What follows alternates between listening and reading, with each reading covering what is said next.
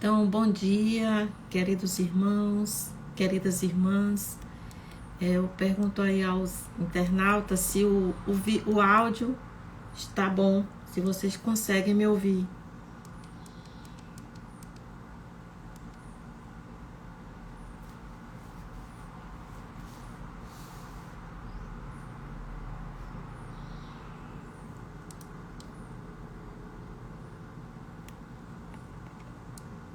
O áudio está bom. Muito bem. Então, pontualmente, às 9 horas da manhã, dessa manhã ensolarada de domingo, eu saúdo a todos. Bom dia, queridos irmãos, queridas irmãs. Que a paz de Jesus esteja conosco. Um abraço de gratidão ao Centro Espírita Nosso Lar pela oportunidade do trabalho, em que nos oportuniza falarmos, refletirmos sobre esse tema Jeremias e os falsos profetas. Para iniciarmos os trabalhos da manhã de hoje, nosso Evangelho online, vamos fazer a leitura de uma mensagem do livro Vinha de Luz, do Espírito Emmanuel, psicografado por Francisco Cândido Xavier. A mensagem é intitulada Parecem, mas não são. Mas quem não possui o Espírito do Cristo, esse tal não é dele. Carta de Paulo aos Romanos, capítulo 8, versículo 9. O governante recorrerá ao testamento divino para conciliar os interesses do povo. O legislador lançará pensamentos do Evangelho nas leis que estabelece. O juiz valer-se-á das sugestões do mestre para iluminar com ela as sentenças que redige. O administrador combinará versículos sagrados para alicerçar pareceres em processos de serviço. O escritor senhoreará sublimes imagens da revelação para acordar o entusiasmo e a esperança em milhares de seguidores. O poeta usará passagens do Senhor para colorir os versos de sua inspiração. O pintor reportar-se-á aos quadros apostólicos e realizará primores imperecíveis, ajustando a tela, a tinta e o pincel. O escultor fixará no mármore a lembrança das lições eternas do Divino Mestre. O revolucionário repetirá expressões do orientador celeste para justificar reivindicações de todos os feitios. O próprio mendigo se pronunciará em nome do Salvador, rogando esmolas. Ninguém se iluda, porém, com as aparências exteriores. Se o governante, o legislador, o juiz, o administrador, o escritor, o poeta, o pintor, o escultor, o revolucionário e o mendigo não revelam na individualidade traços marcantes e vivos do mestre, demonstrando possuir-lhe o espírito, em verdade, ainda não são dele. Parecem, mas não são. Com essa mensagem, convido a todos para, nesse momento, fazermos a nossa prece inicial. Vamos elevar o pensamento a Deus, nesta manhã ensolarada de domingo, recebendo os raios solares que nos trazem vida, a vida que Deus nos dá em abundância. Deus de amor e de bondade, reunidos virtualmente em nome de Jesus, cada um no santuário doméstico de seu lar, nós rogamos a proteção para nossos trabalhos da manhã de hoje. Que Jesus esteja conosco, que os espíritos, amigos, mentores deste trabalho, nos amparem durante todos os momentos em que estivermos juntos. E que Maria, nossa Mãe e Senhora, nos proteja hoje e sempre, graças a Deus. Com essa prece, meus irmãos, vamos já, conectados com o mais alto, iniciarmos nossas reflexões sobre este tema, Jeremias e os falsos profetas. Essa passagem se encontra no Evangelho segundo o Espiritismo, no capítulo 23, item 11. Quem estiver com o Evangelho pode acompanhar a leitura.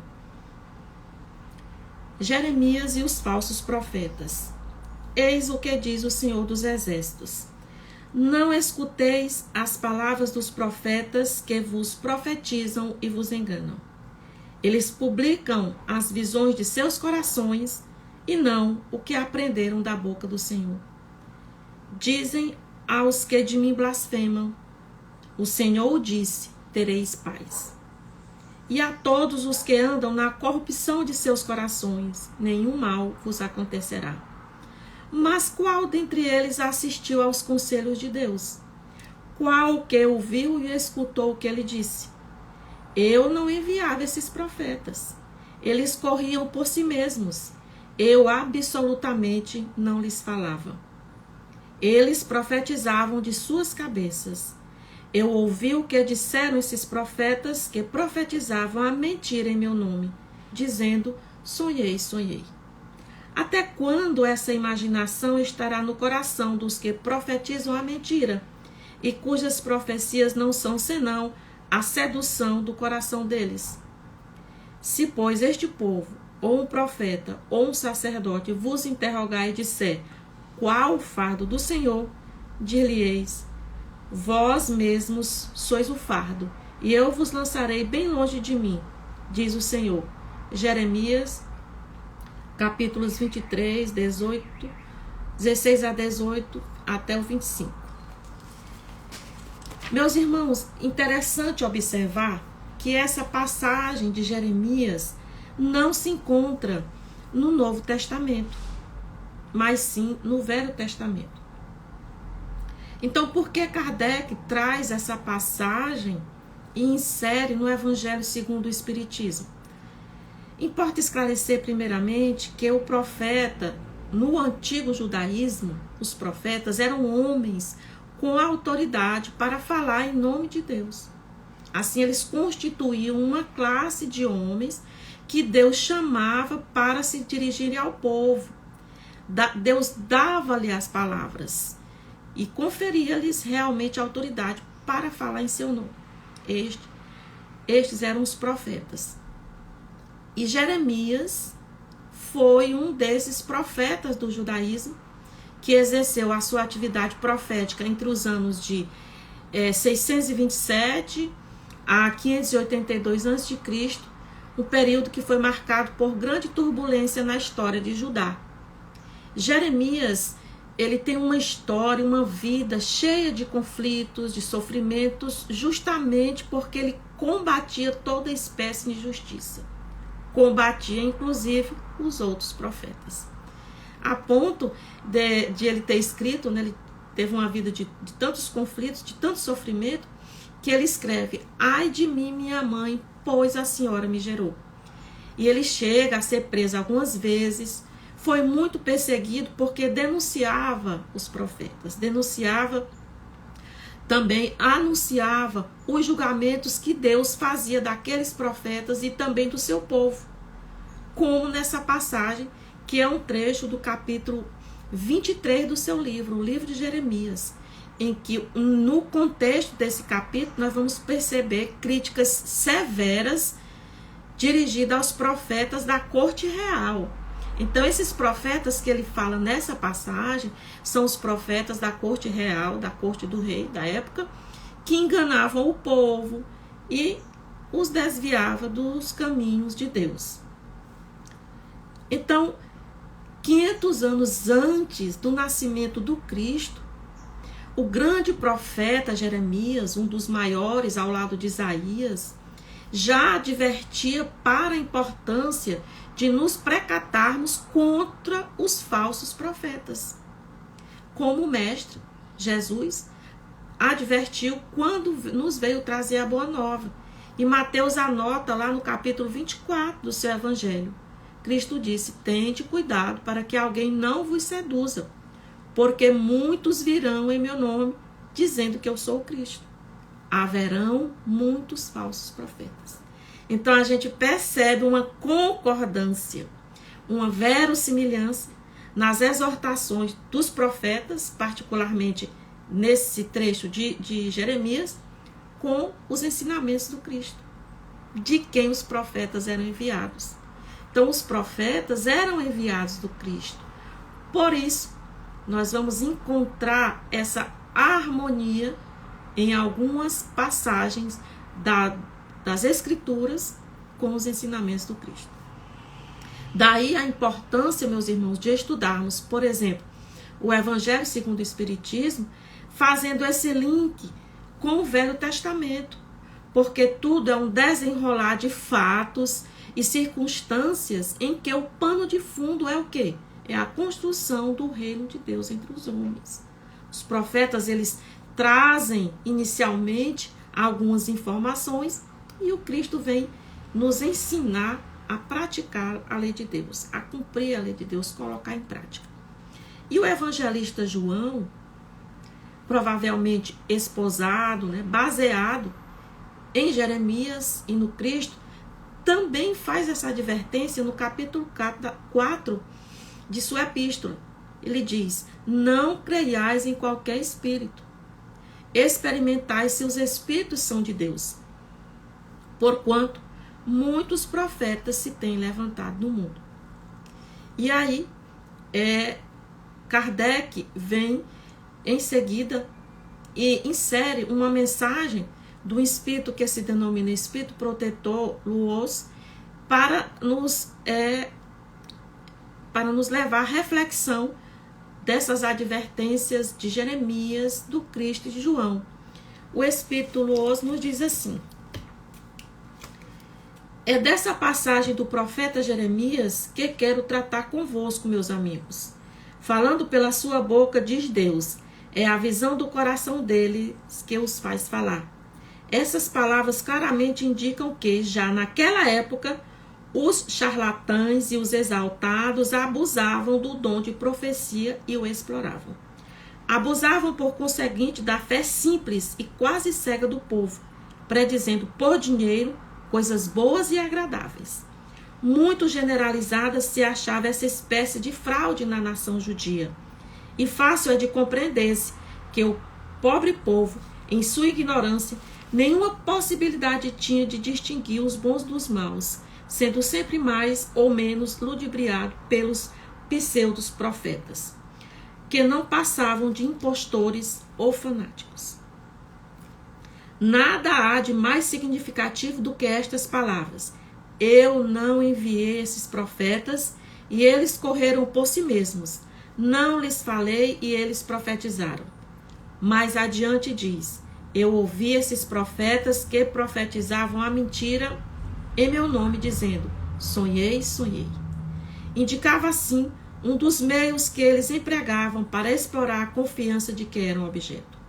A multidão, sempre crédula, não pensava em lhes contestar a veracidade dos sonhos ou das visões. Achava isso muito natural e constantemente os convidava a falar. Então, meus irmãos, os profetas no judaísmo, quem eram esses homens que tinham essa autoridade para falar em nome de Deus? Eram os sensitivos, os médiuns de hoje. Então, Kardec, quando codifica a doutrina, ele denomina de médiuns, esses intermediários. Então, em todos os tempos, nós encontramos médiuns, como os profetas que falavam ao povo, como, por exemplo, as pitonisas na Grécia. Então, os profetas eram indivíduos dotados de certa faculdade psíquica que os possibilitava transmitir as informações que os espíritos lhes passavam. Naquela época da antiguidade da humanidade, esses espíritos eram chamados de deuses. Por isso a credulidade dos povos, porque se acreditavam que eram deuses, que era o próprio Deus. Então hoje, nós temos médiuns, ou seja, intermediários dos espíritos, como havia naquela época, só que o nome era outro. Então, em todos os tempos, em todas as épocas da humanidade, houve esse intercâmbio entre o plano espiritual e o plano material. E aí Jeremias vem e nos faz essa advertência em todo o capítulo 23 do seu livro, onde esse trecho está inserido. Ele nos faz advertências como, por exemplo, o paradoxo que existe entre a conduta dos profetas, que eram emissários de Deus, falavam em nome de Deus, mas cometiam iniquidades, eram mentirosos. A sua conduta não se coadunava com um emissário, um portador das verdades que Deus transmitia aos homens. Eles enganavam, não é? Eles se aproveitavam da ingenuidade, da credulidade, da imaturidade espiritual dos homens da época para lograrem proveito próprio. E ninguém ousava contestar, porque eles falavam dizendo que estavam falando em nome de Deus. Então, eles falavam para suavizar, para agradar e receber algo em troca. Será que só existiram esses profetas naquela época? Então, se em todas as épocas existiram médiuns, naturalmente, que aquele escolho daquela época também existe hoje. Então, hoje nós podemos encontrar, né, infelizmente, médiuns que apresentam esse perfil, que se utilizam da faculdade mediúnica para enganar, para iludir, para se promover, para aurir proveitos para si ou para outrem, menoscabando, desprezando o compromisso que assumiu antes de reencarnar, de utilizar a mediunidade para o bem do próximo. Então, a doutrina espírita vem nesse contexto e nos convida a exercer a mediunidade com Jesus, aquela cujo único móvel é servir, é contribuir para o progresso do homem e, consequentemente, do nosso planeta. O Espírito Luz segue. Após as palavras do profeta, escutai os sábios conselhos do apóstolo São João quando diz: não acrediteis em todos os espíritos. Experimentai se os espíritos são de Deus, porque entre os invisíveis também há os que se comprazem em iludir, se lhes depara ocasião. Os iludidos está-se a ver, os médiuns que não se precatam bastante. Aí se encontra, fora de toda dúvida, um dos maiores escolhos em que muitos funestamente esbarram, mormente se são novatos no espiritismo. É-lhes isso uma prova de que só com muita prudência podem triunfar. Aprendei, pois, antes de tudo, a distinguir os bons e os maus espíritos, para por vossa vez não vos tornardes falsos profetas. E sim, meus irmãos, nós vamos encontrar também falsos profetas do outro lado da vida, no mundo dos espíritos. Vamos encontrar espíritos que fazem de tudo para nos iludir. Esses espíritos nos trazem costumeiramente ideias esdrúxulas, ideias que fogem ao bom senso, que deve estar sempre acompanhando os espiritistas, os espíritas. Trazem revelações bombásticas que aguçam e satisfazem somente a curiosidade vã, sem nenhum proveito ao homem, e que muitas vezes incitam a desarmonia entre os homens. E esses espíritos assim agem por quê? Porque eles são acreditados por nós, por nossas mentes incautas, e especialmente por aqueles, né, que ignoram, que desconhecem as leis que regem esse intercâmbio, que não estudam essas leis que regem esse intercâmbio. Desconhecendo assim essas leis, esses princípios, porque são elas que regem o universo. A partir desse desconhecimento, nós nos tornamos suscetíveis a sermos iludidos por espíritos enganadores, mistificadores. E aí, vamos nos enredar em processos obsessivos, especialmente o da fascinação dos médiuns. Muitos médiuns iniciam um processo de fascinação porque os espíritos enganadores, por exemplo, se utilizam muitas vezes, de forma inescrupulosa, de nomes de espíritos respeitáveis, que todos nós admiramos pela sua trajetória de renúncia, de caridade. Eles se utilizam desses nomes para melhor iludir os homens e os próprios médiuns, que, levados pela sua vaidade, se acreditam como escolhidos para ser os portadores daquele grande espírito. E aí começam a prometer curas, a iludir, vão fomentar uma coisa que acontece com muita frequência nas casas espíritas, começam a fomentar o antagonismo entre os grupos, causando assim muito sofrimento e muita dissensão em nossas casas, muito sofrimento para os homens. Então, é comum, meus irmãos, circular, não é, nas redes sociais, nesse mundo tecnológico, né, mensagens assinadas pelo espírito de Dr. Bezerra de Menezes. O Dr. Bezerra de Menezes é o espírito que mais se manifesta na nação brasileira. Em todo lugar ele se manifesta. Mensagem da princesa Diana, né? De Maria, da própria Maria, mãe de Jesus. Então, o que é que se faz nesse momento? Nesse momento, vamos nos recordar das cautelas a que somos exortados desde Jeremias, o Cristo e João. Cuidado, vamos examinar se eles são de Deus. E aí, falando desse escolho da mediunidade, esse é um dos grandes escolhos da mediunidade. E por isso, meus irmãos, é que é importante, é indispensável, principalmente para o candidato ao exercício da mediunidade, o estudo dedicado e disciplinado do Espiritismo, que mostra os meios de reconhecermos os bons e os maus espíritos, os meios de reconhecermos os falsos profetas. A doutrina nos aponta os caracteres pelos quais podemos reconhecer os bons espíritos. Caracteres que são sempre morais, nunca materiais. Por exemplo, os bons espíritos demonstram a sua superioridade através das suas virtudes, pela humildade que apresenta, por sua bondade, pelo seu bom senso. Por isso é importante sempre passar pelo crivo da razão aquilo que o Espírito nos transmite.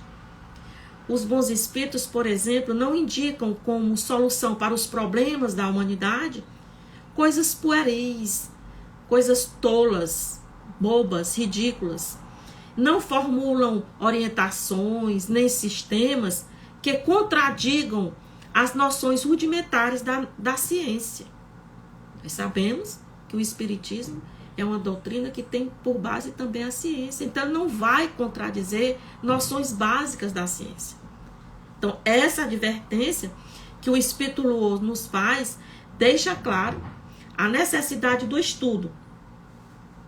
Para que, sabendo reconhecer a categoria do Espírito que se comunica, não sejamos induzidos a erros, a equívocos, que vão nos levar a quedas que podem atrasar a nossa evolução.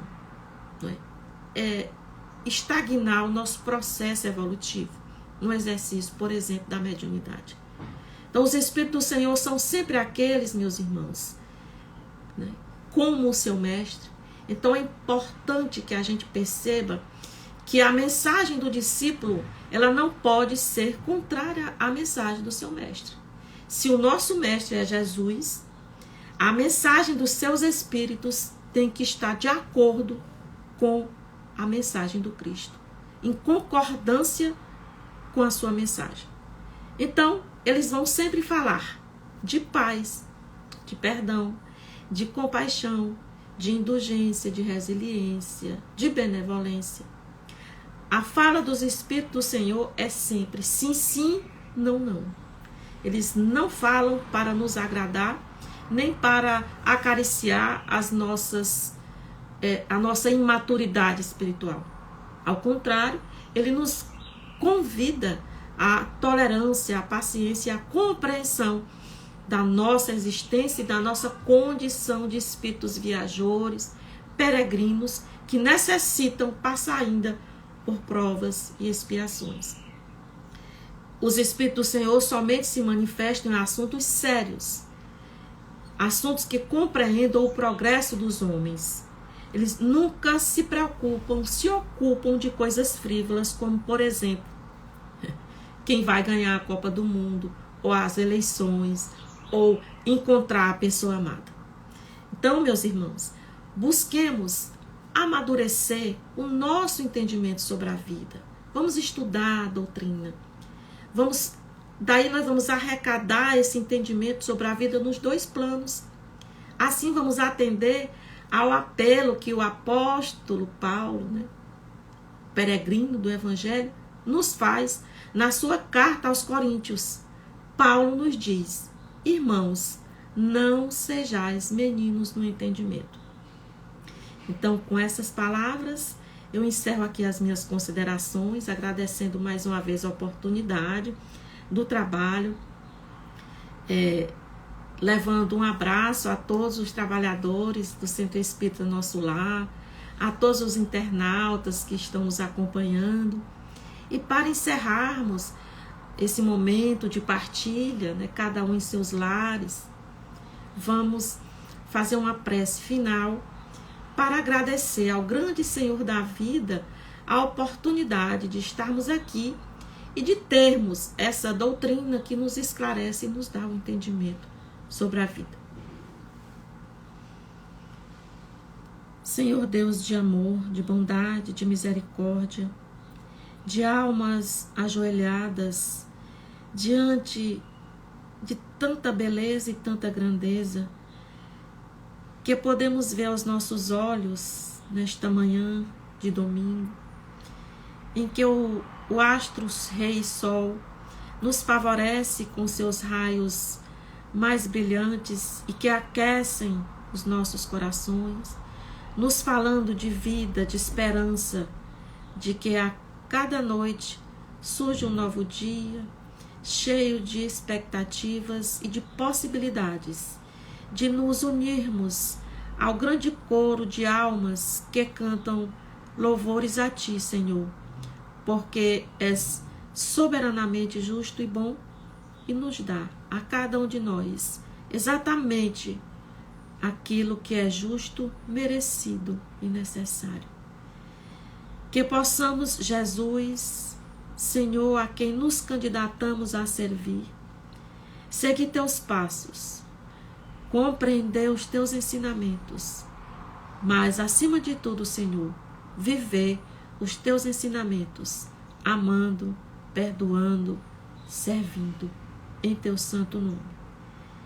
Que a paz de Jesus, neste momento, adentre a todos os lares de todos nós que estamos reunidos nesta assembleia virtual e nos alcance a sua paz, o seu amor, o seu perdão e arrefeça as nossas dores e suavize as nossas dificuldades, nos dando o entendimento de como atravessá-las. Que possamos receber do coração bendito de Maria de Nazaré as flores da paz, do amor e da harmonia familiar. Que a paz misericordiosa de Jesus esteja conosco, hoje e sempre, graças a Deus. Um grande abraço, que Jesus esteja conosco e até outra oportunidade. Paz e bem, meus irmãos.